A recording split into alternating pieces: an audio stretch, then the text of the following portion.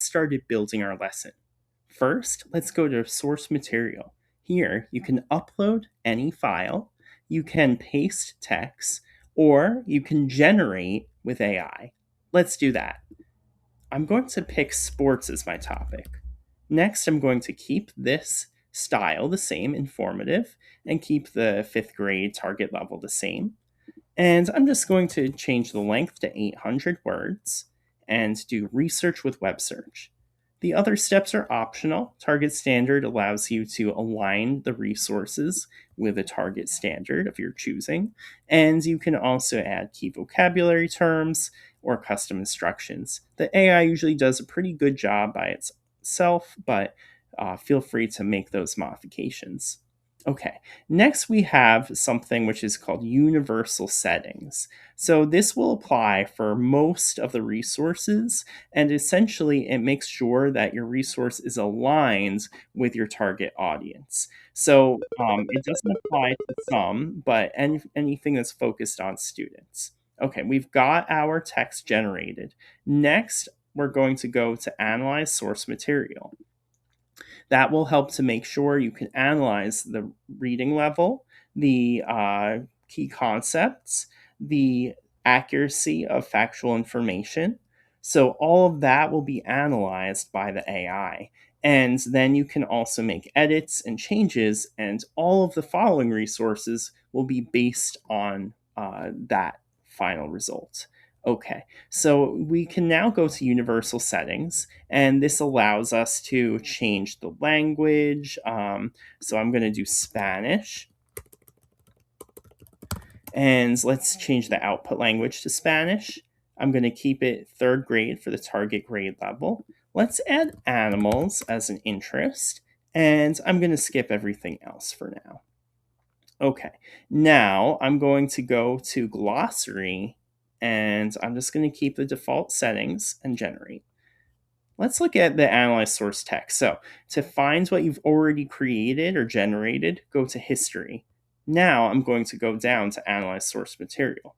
Okay, the text complexity is 5th to 7th, so a little bit above what we were aiming for. We've got this key concepts.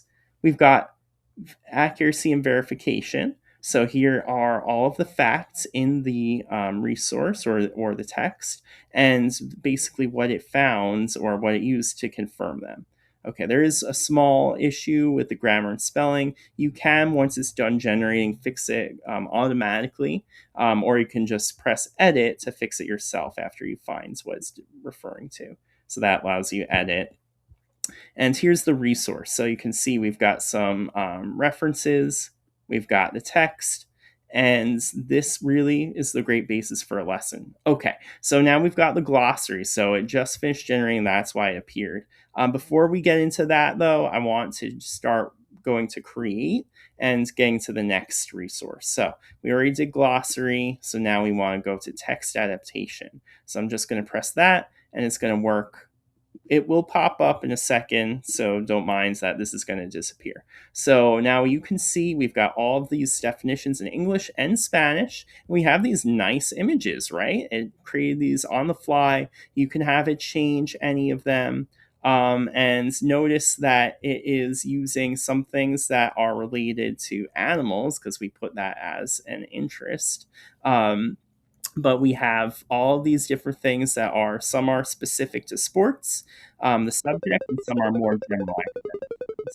We also have some nice activities, so I can do language deck, and you can turn this into like a little quiz with practice mode.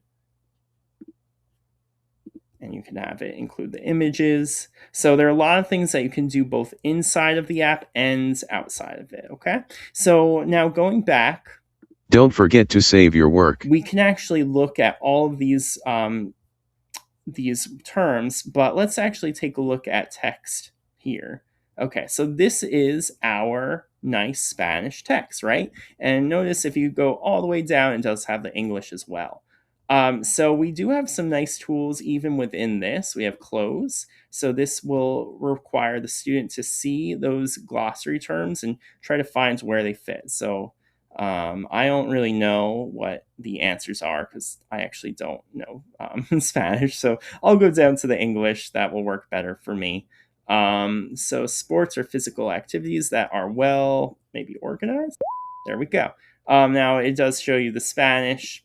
So, keep that in mind. Like when you're using this, it will kind of alternate. So now we have this, but let's see if we can even hear it. Deportes. El gran mundo de los deportes. Los diferentes juegos y cómo se juegan. ¿Alguna vez has pensado qué hace que un juego sea un deporte?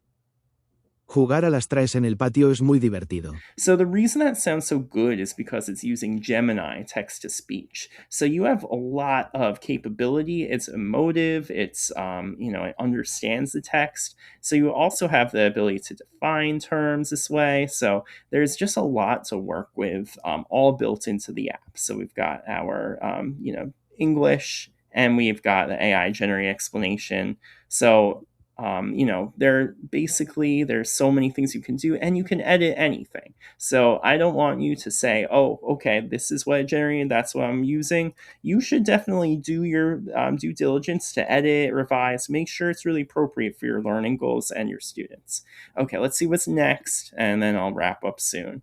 Okay, so we can do visual support. And this will basically create visual imagery to help illustrate the key concepts in your lesson. So, of course, this will have something to do with sports. Now, I did art director. That basically means the AI picks what like layout to use. You can give it a little more granularity. You can tell it exactly what you want, like a comparison. But it usually does a pretty decent job of coming up with something that aligns with your lesson.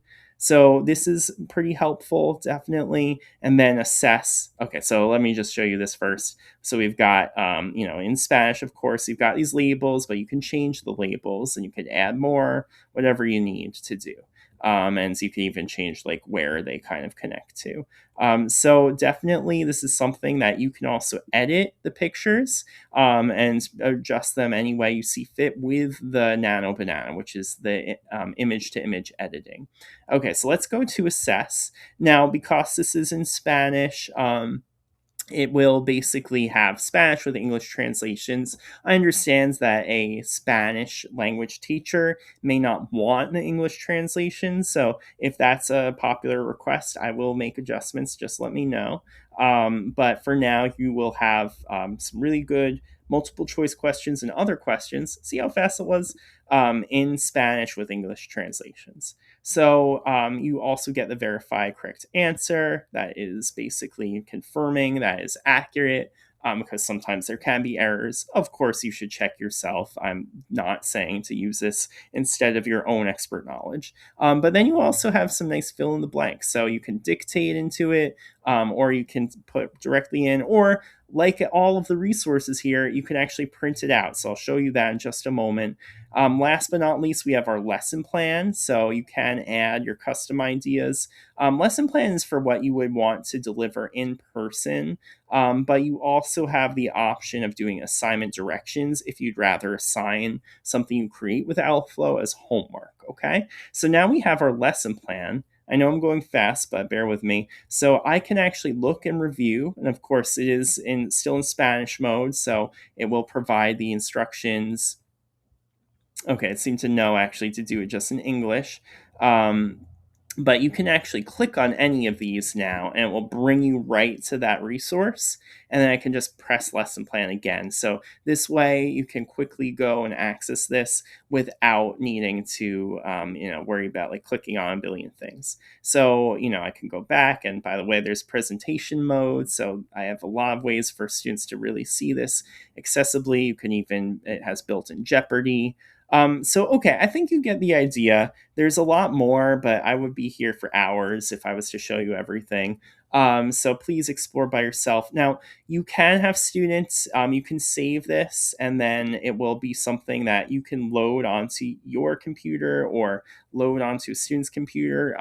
But you can also, let's say you don't want them to use any screens or anything, just go to documents, go to PDF, print save PDF, and now you've got this great resource, right? So I'll do download PDF, and now you've got it here. You can save it. But this is like what you would see. So, you've got these texts, and you can change the size, things like that. And basically, this is something you could share with students. We're ready to go. And I mean, I know it's kind of annoying watching a long video like this, but if this was your lesson prep time, you would probably normally have to spend a lot more time to get this quality. And this is not designed to replace, it's designed to augment the teacher. So I'm really excited to see what happens, what people make with this. You can even submit your lessons to the community catalog, which I really would appreciate if you're making some good quality stuff with this. So let's get started. Let's build the future of education together. We should take ownership. This is open source. This is meant to empower you, your learners, even families can build lessons with this. So as long as you have Google Education, you already have all of this AI for free. There's no reason you can't start building today. Okay, good luck out, and hope you have a great start of the year. Take care.